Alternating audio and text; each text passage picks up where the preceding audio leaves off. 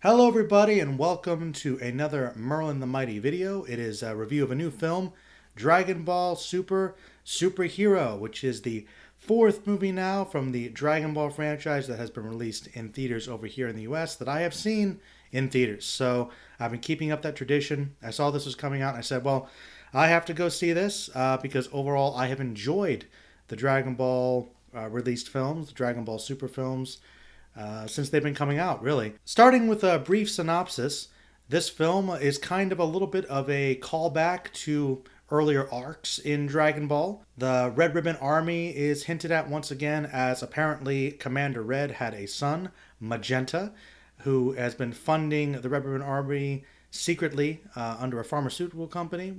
And he actually looks for the grandson of Dr. Gero, Dr. Hito, who is also a genius known for constructing androids, to see if he can construct some androids to help him on his plans for world domination and really just getting revenge against Goku and the gang. And the thing is, Dr. Hito, even though he's a little bit questionable in his methods, I would say, he's a big fan of superheroes and the general idea of superheroes, and so he wants to save the world. He wants to do good things, but Commander Red manages to kind of use the limited information that people have actually had of the events of Dragon Ball from the Cell Saga and before to kind of paint a picture that Capsule Corp is actually this evil organization in league with aliens that want to slowly take over the world. He manages to kind of fool Dr. Hito for that and get him on his side to make some androids and even develop the new version of Cell Max. And at that point, it's really them on their way to doing that. But Piccolo, after taking care of Pan, kind of watching over her, and he's actually been, of course, helping out with Gohan's family because Gohan's so deep in study and Vidal's working, kind of, I guess, running a dojo or something. And he actually stumbles upon this plot because one of the androids, number 2, I believe, attacks him. And Piccolo goes undercover to try to figure out what's going on and realizes since Goku and Vegeta are off training with Beerus and Whis and Broly, that they might actually have to figure out some way to take care of this themselves. And I'll maybe get into spoilers after that point, but that's essentially the premise of the movie. And from this point on, I guess I'll just say generally that I liked it quite a bit, but I will let you know exactly how much I liked it towards the end, and I'm going to probably go more into my general feelings here. We're going to be getting into spoiler territory about here, so if you haven't seen it, if you like Dragon Ball, you'll probably like this, so go ahead and see it in theaters if you can, or check it out streaming somewhere when you're able to. I saw the dub because that's just what I'm used to, which was pretty good. As usual, we've got a lot of the main cast members still there. It's one of the things I really appreciated about this movie is that probably unlike any of the other Dragon Ball movies that have come out in the recent years, this one actually is probably the most accessible to people that know very little or nothing about Dragon Ball. I'm not going to pretend like if you're uninitiated, you won't be a little confused. I'm not going to guarantee if you'd necessarily love it or not. The nice thing is it kind of starts off with a little recap really from the beginning, just with some old panel styles kind of reanimated from the manga of Goku and battling the Red Ribbon Army, which is the main thing you need to know about, and that he defeated them. He was a powerful kid, and he tells you a little bit about really Commander Red, and then a little bit about Dr. Gero and the android, and so on. Said, oh yeah, they made all these people, and Goku and his friends defeated them. That's it. Like, you kind of have that established, so you have a little bit of backstory right away. So yeah, if you've never seen Dragon Ball before, it tells you the stuff you need to know to generally understand what's going on. So I think that's part of it. Another thing I thought was actually very nice about this is that which I think is one of the strong points of this film and of the other ones that have come out, is that I feel like I hate, it's interesting because I feel like somebody, there was another YouTuber I think that recently said he didn't like the way that a lot of the plots kind of been integrated into recent Dragon Ball stuff. And of course, there's this misconception on the surface that Dragon Ball, especially once you get to the later chapters, is a lot of screaming and machismo, ridiculousness, and just constant fighting and not much plot. And to a certain extent, it does take on more of a precedence, but there is a lot of it that's quite plot heavy, or at the very least character heavy, and there's usually a good simple story with a lot of action and good pacing, at least from the manga, or if you go for Kai. I think a lot of the pacing issues and the screaming and all that stuff is unfortunately a side effect of the just the filler and the stretching out of things, the fluff of the anime, which has, I think, improved, and especially in the movie format that really cuts it down. But a lot of the movies have been very front loaded with plot, and it's almost interesting because I think that the anime had a series kind of had a better way of integrating plot and character stuff little by little throughout the whole thing. So you maybe not even you might take it for granted that it's happening, and I'm not going to say that it was usually the most intense, complicated plot stuff. Usually, Dragon Ball is pretty straightforward. Not that that's a bad thing, but one thing I've liked about Super, and really specifically the movies, because I haven't really caught up on Super that much. I know people have issues with it, but I know roughly what's going on from what I've seen. But I know the movies, and it's nice because I feel like I get the essence of it. And just getting into this one, because I'm finally getting to my point, is that I like the fact that this movie, possibly more than any other one, really has a lot of world building and fleshing out of what's going on and adding to the plot and having some little twists and some character moments. And kind of like with Jocko in Resurrection F, we actually get to see a whole new character, and it's front loaded amazingly. The first like 20 minutes or maybe more of this movie is maybe the first third is heavily focused on Dr. Hito and Magenta and his bodyguard henchman guy, who's kind of the stand-in for Assistant Black. And I think that's really interesting because we learn a lot about his characterization and his motivations. And he's actually a fun, interesting character. And there's a little bit of a dynamicness to him that I kind of like. Dynamic nature, I suppose. I'm not sure if dynamicness is a word. I think I just maybe made that up there. So forgive me. But he's a slightly more well-rounded character, so to speak. And I liked Magenta. I thought that it was interesting how he and his henchmen, they stood out a little bit from Commander Red, and I liked the fact that there was always the element that it was sort of a criminal organization, but I like the fact that Magenta's clearly almost like a crime boss sort of guy, and he's got the height issue, but he's still his own character, and I really liked his henchmen as well, with the weird like Fonzie sort of thing that he's got going on there. Like it's just an amazing thing that Toriyama does. That he can really put a lot of character and a lot of life into something without really like explaining a whole lot. Like with Hito, we do get some aspects of his backstory. We know that he's a bit disturbed. He felt like it was interesting. His parents didn't want anything to do with the Rebellion Army, and maybe they felt ashamed of the Doctor. Of their father. So it's like there's this legacy, and it's not like they drop a lot of it, but there's just enough there that they get a hint of it. Like the conversation between him and Magenta in the car, and there's just a sort of I don't know, just a really good chemistry there, and the voice acting really helps as well. So it's just amazing that Toriyama is able to breathe so much life into these characters, even though we don't learn a whole lot about them. We get enough to really get an idea of what they're about. And there's that really good balance of that silly campiness that Dragon Ball's always kind of been about, which I feel like they've been leaning into really since the Buu saga. And I feel like it took me a while to really appreciate that, but I think since we've gone more into Super, there's been that balance between taking things seriously, but really expanding the world and also having fun with it. Because Dragon Ball is supposed to be fun, and I think this movie might be the one that just says, you know what, we're going to classic Dragon Ball spirit, where we're having fun, but we're still taking it seriously enough to look back at some of the darker arcs and look at some of the character moments, but with some levity. I thought this was going to be a short review, but I'm probably going to go into much more depth. So, it's Dragon Ball, and it's been a while since I talked about it, so I guess that's just got to be the way it is. Yes, but I think that Toriyama apparently wrote this, and it shows. It's just the little touches of world building with Hito and with Magenta. It's like a callback to older things. So sometimes I feel like recent movies and Super is a lot of the basic fan fiction stuff that I thought of when I was a kid. Like, oh, wouldn't it be cool if Frieza came back with his army again and tried to take on the Z Fighters? Oh, did Earth's White and Mightiest Heroes did it, and that was cool. What if Broly came back and was integrated more into the story? Could be one. But really, this one was like, more androids.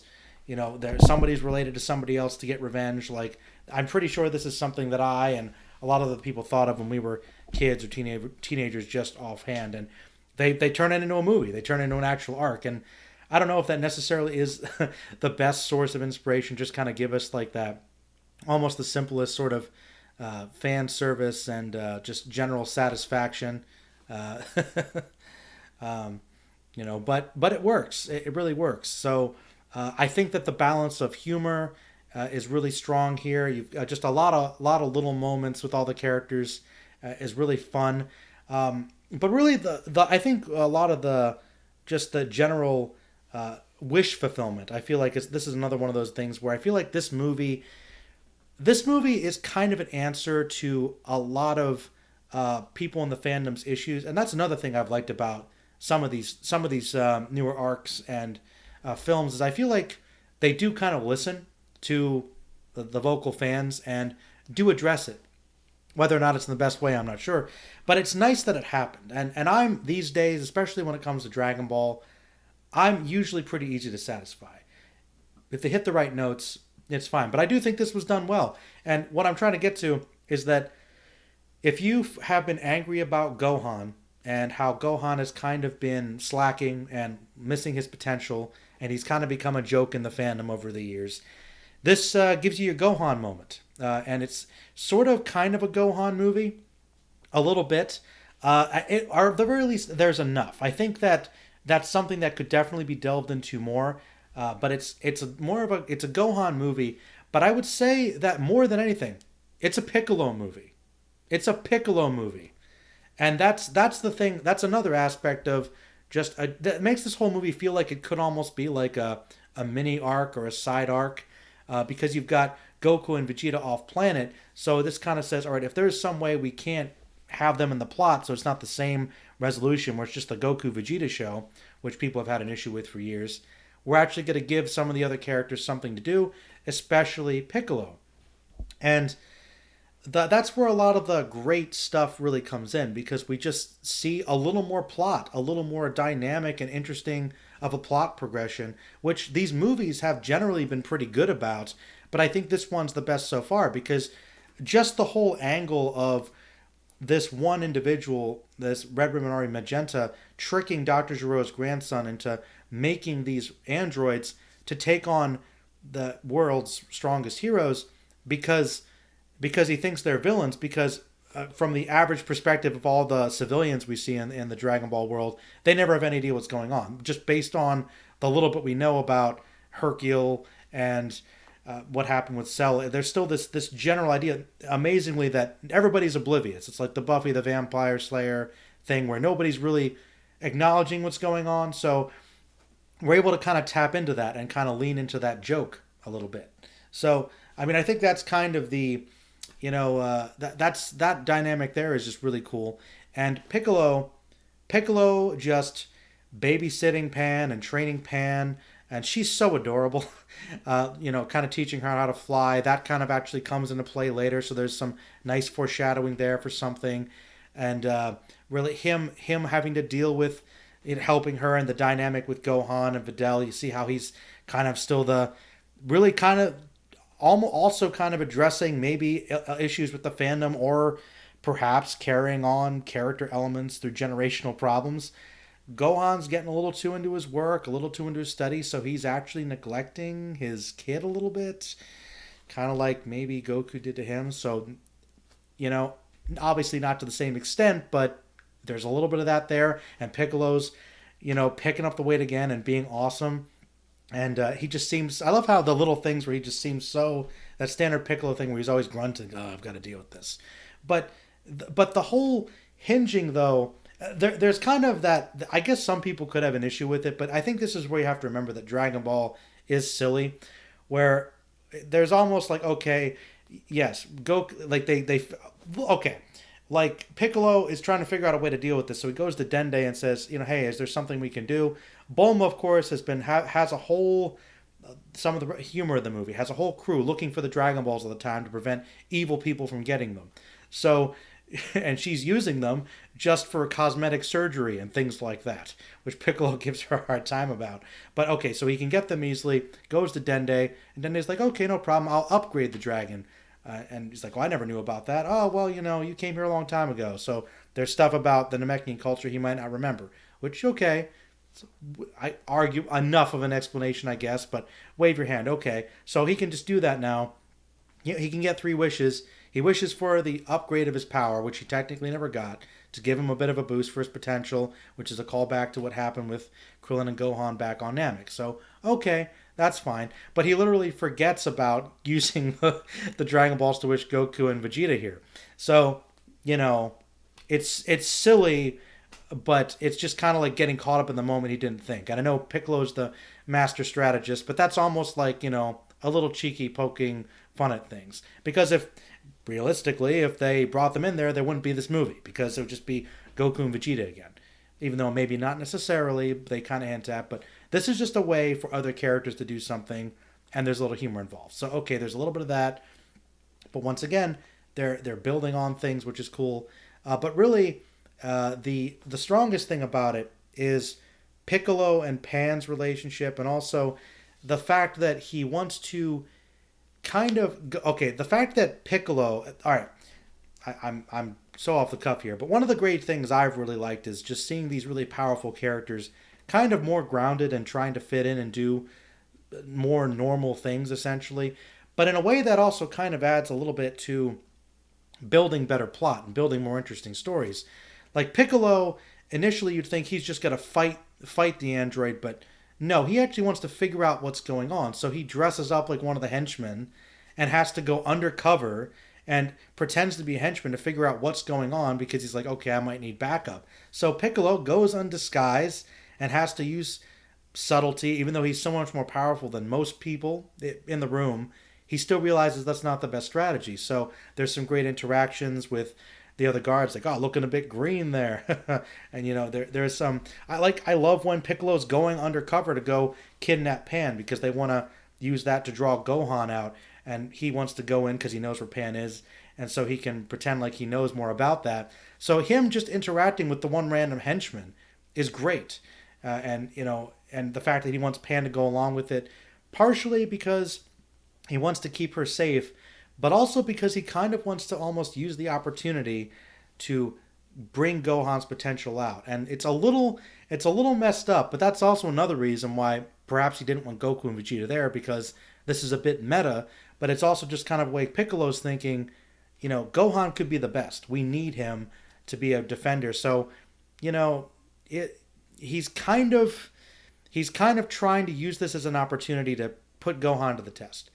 And it pays off. And we actually see, and maybe that's another thing that you could argue is a little bit sped up perhaps, but there's so much other good stuff going on with Piccolo and with Pan and with the other world building with the Red Ribbon Army stuff, that it's kind of okay, because he gets angry, he has a burst, and then he gets eventually a new form, which is pretty cool. I'm not sure what the name of it is yet, but it was pretty cool.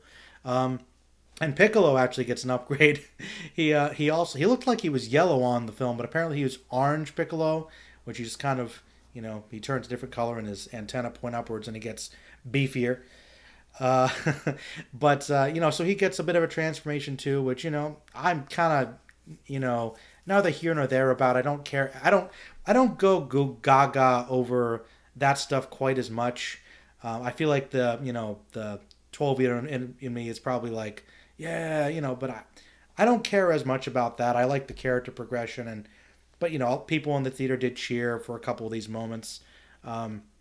It wasn't quite as big as Resurrection F for me, just with some of the moments there, because that movie was pure fan service. This one had a sprinkle of a lot of it though, but it was tastefully done and good references to earlier things. Like another silly thing that actually worked for the plot was when Piccolo is fighting against Cell Max, and Krillin, who actually kind of saves the day a couple times here, he actually says, "Hey, Piccolo, remember, grow big like you did when you fought Goku way back then." Piccolo's, "Oh yeah, I forgot I could do that." Or I remember. So it's silly, but it's fine. It's perfectly fine. It's just, that's what I mean. It's just like little subtle excuses for callbacks that are clearly there for that. And it's kind of like, if you're on board for it, it's perfectly fine. So Piccolo gets a new form. Gohan does as well. So there's a bit of that. So there's a bit of fan service in that department. Eventually the real threat comes in where Cell Max is basically just kind of this mindless. He's essentially like semi-perfect Cell, but much bigger and just kind of a raging giant monster who's just really strong. So we get a little bit of something for Cell fans here, though not really, because he doesn't have quite as much character. But I feel like this is more of just sort of a red ribbon android kind of callback. So that's sort of okay. Really, it just serves to be a monster to push the heroes. But of course, like pretty much everybody else gets to join in. So there's a lot of little, like, oh, like we get to see grown up Trunks and Goten. They're a little bit bigger. And Krillin shows up. And for a while, one of my favorite lines actually in the movie was when Bulma's like, uh, Bulma. Bulma's just like, I brought all the strongest people on Earth, and Krillin's here too. So it's like, there is a bit of that, but no, no. Krillin has his moment where he reminds Piccolo what to do, and then he actually is there to, because he can fly. He saves Bulma, and he jokes about, hey, what would you do if I wasn't here? Um, and he kind of helps Pan a little bit as well. But then he also joins in the fray and helps fight, and so he gets his moments too. So there's a little bit of a joke there, but Krillin does get his due, which is pretty awesome. And yeah, there the stuff when Goku and Vegeta is training, you get a nice fight with them, trying to just teach Broly that pure power isn't as necessarily as important as having control of it. There's some of the typical Toriyama humor here, which is a little. Sometimes I think it's a little immature, but I'm not going to deny that it kind of surprised me. Some interesting shots too. Uh, that's certainly for sure. I actually saw this with my sister, and she liked some of the humor. I think the funniest thing for her was when Piccolo was just trying to fly the ship and crashes it and nearly crashes it a couple times. Which little things like that are just some of the funniest little bits. Like the little character moments are great. So, oh, and actually the superhero androids number 1 and 2 were also very fun characters, and they have little arcs where they're programmed to obey their orders, but they slowly realize Piccolo and Gohan kind of get to them that hey, we're not evil. You're the ones working for an evil organization that's kidnapping somebody, and it kind of like touches a little bit on the ideas of what it means to be a superhero, which I know Toriyama likes as well. Definitely some of his inspiration. And there's the great little lines of meta stuff when number one's fighting Piccolo, and Piccolo's like, why can I see his sound effects? Just great little fun Toriyama humor that's at the heart of it, and just the general Toriyama heart and wholesomeness, but also references to characters and arcs past that kind of inform character progression and growth, and it's just fun. It's silly, but it's not really. It's not doesn't feel like it's too fluffy though. It actually feels good. As far as any negatives, like I said, in terms of, I guess some of the negatives you could say might be some of the little fixes for things like with Dende or the Dragon Balls and forgetting Goku and Vegeta there. Like some of it's a little bit, circumstantial inconvenience. That's, you could make that argument, but that's mostly throwaway stuff. I kind of would have wanted to have maybe a little more focus on Gohan, but I think there was just enough there because it's really a Piccolo movie, which is fine.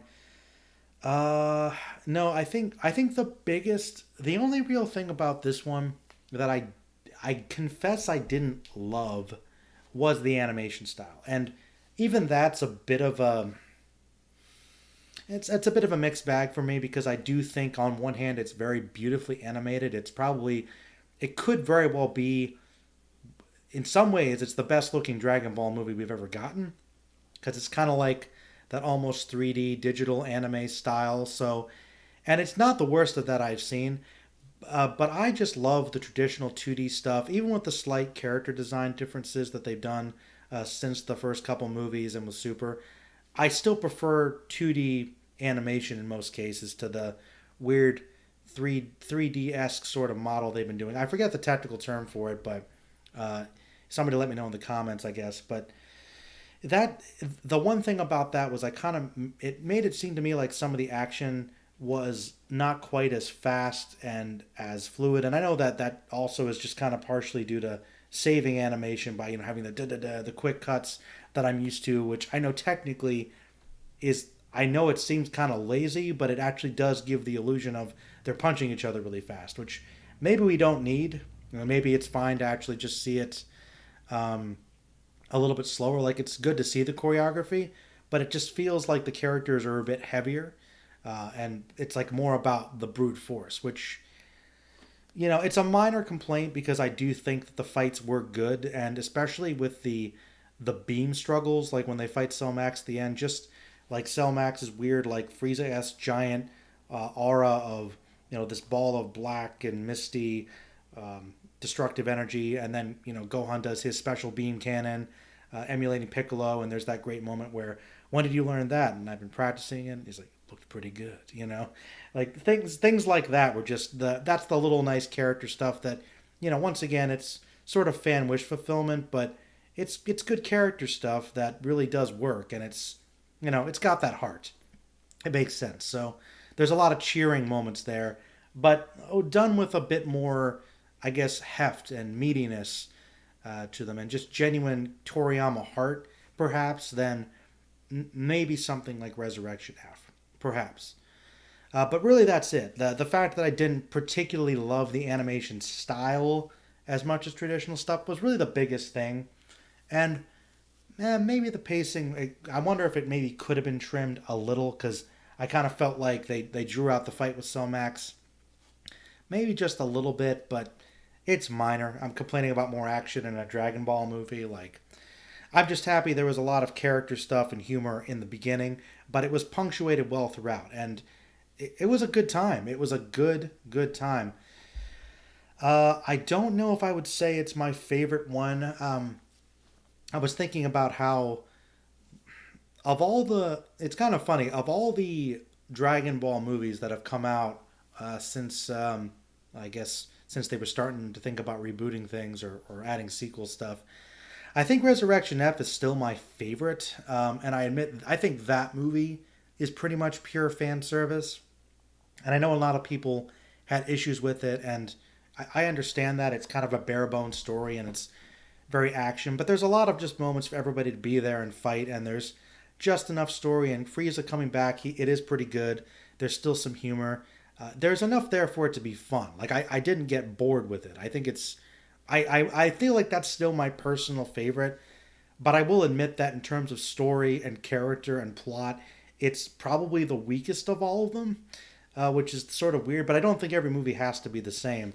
I think Battle of Gods was solid for building on the mythology, and it's probably a better movie than Resurrection F, but I still liked it quite a bit. I feel like I'm ranking the movies now, but Broly I think actually had the most plot of any of the movies up to that point, and integrating the stuff with Bardock, with Broly and Paragus, and we learn a lot more about just the Saiyans and their society, and really we learn more about Paragus and Broly's origin, and there's just a lot of. I mean, it made me care about Broly. It actually made him an interesting character, sympathetic character, which I did not think was possible. I was probably one of the. I don't know if I was the biggest Broly hater, but I was a very vocal Broly detractor for a long time. And then that movie turned me around. I thought it was a well done movie. Ironically, my least favorite thing about that was all the action at the end, which was still awesome. So I guess I just prefer the little moments and the character and world building stuff more than I did when I was younger, perhaps. But I mean, I still think you get the best things there. I'd have to sit on this one. But if people said I heard some people say they thought this one was the best Dragon Ball movie, and I honestly think that's very possible. I really like this one a lot. I think that I think it could very well be. I think it might be the best written one, and it certainly has the most plot going on, and it's not upfronted with action or leaning too hard on gags and humor. I just like Piccolo just going undercover and having to try and figure out what's going on, and all the fact that it's so front loaded with the villains and what's going on with them, and just the perspective of the outsiders not knowing what's going on with all the Dragon Ball main storyline, kind of coming back to kind of bite them in a weird way, is a really interesting angle, and it's sort of like a meta sort of commentary, and just a fun little acknowledgement of some of the silliness of the series being used to kind of build more plot. So I just think that was really clever. I think it's some of Toriyama's just best writing in terms of at least the movie form. Yeah, I think it could be really good. So I don't know. I typically don't. I don't. I really don't like giving grades because I think it's just so fluid. I mean, I'm sure people will pick apart some things and find some things they don't like. Um, I don't know if it's my personal favorites. I'd have to watch them all again.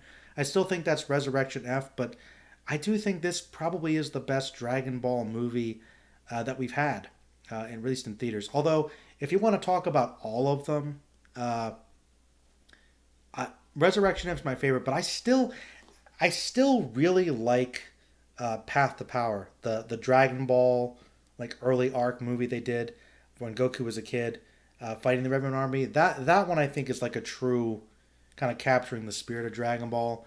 So it's up there for me. So yeah, this could very well be the best one. I would say certainly one of the best. It's one of my favorites. I loved it. Very few negatives I can really think of. I think everything works for the humor and heart of Toriyama and the story. I'd be really curious to see and hear what people think about it.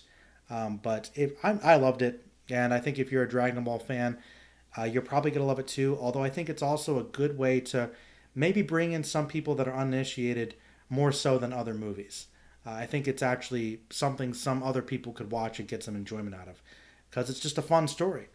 Yeah. Wow. So yeah, that was a bit more lengthy than I expected, but who's really surprised?